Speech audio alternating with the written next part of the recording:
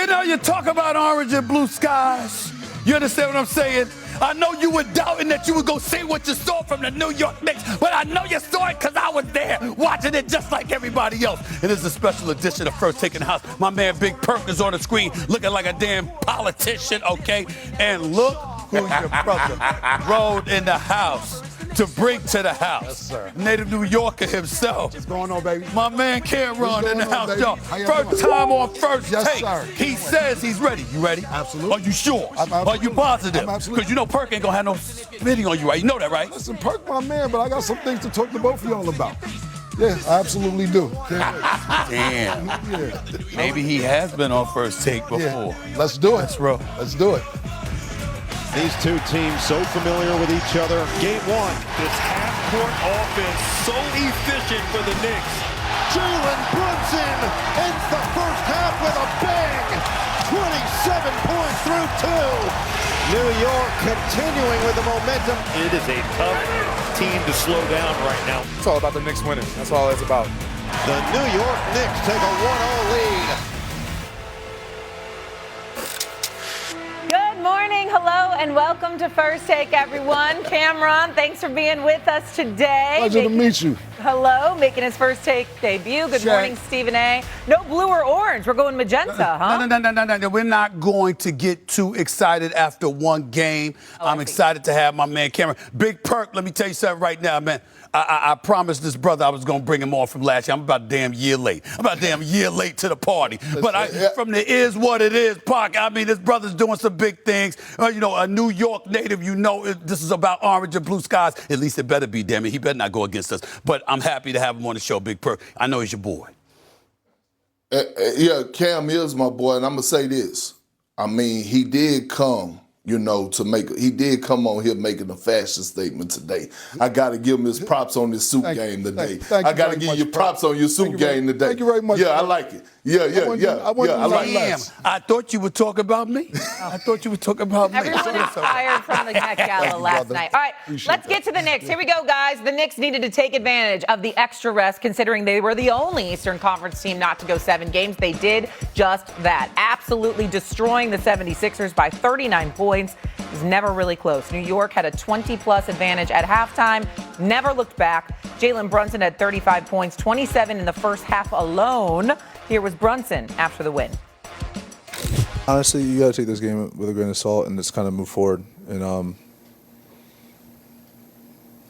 I don't think we're going to see that team that we saw in Game 1 and Game 2. They're going to be ready to go. Coming from the series we had and the physicality we display, I would like to think that maybe guys were tired, but yeah. It's not an excuse, so, on to Game 2, down 1-0, so focus on the next one. They were tired, says Joel Embiid, but let's look at the Knicks. They have been on a historic run, becoming the first team in NBA history with 3 straight playoff wins by 25 or more points. They've also outscored their opponents by 119 points in their last 3 games. That's the largest points per game differential in a 3-game span in NBA playoff history, largest in any 3 games in Knicks history, especially. Most encouraging thing we saw last night in the win. What stood out to you, Stephen A., over the 76ers? Well, I mean, what stood out to me was the blowout victory, the fact that the New York Knicks sent the message and the Philadelphia 76ers know that they're going to have to handle their business. I'm not getting caught up in what happened yesterday. I know it's just one game. It's a long series. I saw Joel Embiid average damn near 35 on one leg a couple of years ago. I know who Tyrese Maxey is. He'll never play this bad again. VJ Edgecombe and Paul George and those boys are threats. They can score. They were absolutely positively exhausted. I'm not going to get caught up in one game. But the point is, when a team is tired, when they're ailing for whatever reason, you are supposed to put your foot on their neck and handle your business when you are a title contender. That is the message that the New York Knicks sent last night. I'm good with it. Go ahead, Ken. Look, everything you just said is correct. I think that the Knicks bench is what look, everybody on the Knicks bench scored. You had 9 players on the Knicks bench scored. You got a great bench. Deuce McBride. Shamit is even good. Clarkson, former six-man of the year. Mitchell. The Knicks look scary the last 2 games. And with all that being said, I still don't trust the Knicks. What? I don't trust the Knicks. What do you mean you don't trust? I'll deal with you in a minute. Let me talk to Big Perk. Big Perk, I've seen this movie before. I'm not falling for the banana and tailpipe. Pause. We'll start there. I don't know if you're even old enough to understand some of the things I'm about to say. I don't know if you're familiar with Louis Orr. I don't even know if you're familiar with Bernard King. These are players that's supposed to do it for the Knicks. I don't know if I'm pretty sure you know Charles Oakley and them guys, Anthony Mason, John Starks, Patrick Ewing. They was actually up 3-2, 1994 finals, where everybody in New York was celebrating. We're about to win the championship. Michael Jordan went to play baseball. Woo! No championship. If you're the $100 million man, Allen Houston was president at that time. No, it doesn't get done. Carmelo Anthony, no, he didn't have a lot of help. Doesn't get it done. Stephon Marbury, let's get a New York guard. No, doesn't get it done. Another New York guard, Mark Jackson, let's get it done. Rod Strickland, it doesn't work out. I'm not going for this. I understand it. Anthony Hardaway. Julius Randle, I talked to you in a minute. I got something to talk to you about in a minute. I got you. I got something to talk to you about. How about we get a Hall of Fame coach? His name is Pat Riley. Would it work out with Pat Riley? Nah. Matter of fact, let's get Phil Jackson. Let's get him to be the GM. You know, even though he's in Wyoming doing whatever he was doing in Wyoming, wasn't really there most of the time. Let's get him. It doesn't work out. I'm not falling for this. I'm not going for it. And then, you know what happens last year, Perk? Last year, the Knicks get to the Eastern Conference Finals. You know what they start doing? Naming streets after players. Carl Anthony Town Square, Jalen Brunson Avenue, Mitchell Robinson Bridge. What are we doing? It's the Eastern Conference Finals. It's the Perkins. No. When y'all got the Eastern Conference Finals, y'all started naming streets after people. I'll deal with you in a minute. You've been dealing with me for the last 3 minutes. I got something personal to say to you. I got to talk to Perk. I'm going to wrap it up real quick with this, Perk. Last thing I'll say is this. I'm not going for it. And you. What I got to say to you is this. It was just a week ago. You was ready to fire everybody, Mike Brown. You said you called out Worldwide West.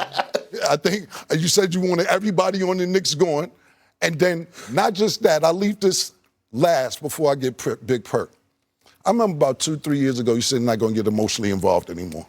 You said you're not going to do it. I lied. No, you said your blood pressure wasn't going to go up. Right. You said you was not going to do this anymore. And I'm saving this for Dan Orlovsky and Swagoo.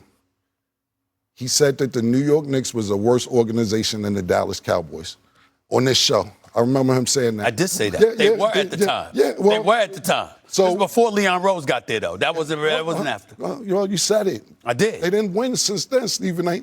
You emotionally evolved again. You're back being emotionally involved when you said you wasn't. I cannot believe I invited you on this show. I can't believe I invited him on this show, Big Perk. He betrayed New Yorkers already. See, that's the thing. In the first segment, the first day. The whole thing is I haven't betrayed New Yorkers. Big Perk gave me a compliment in my suit.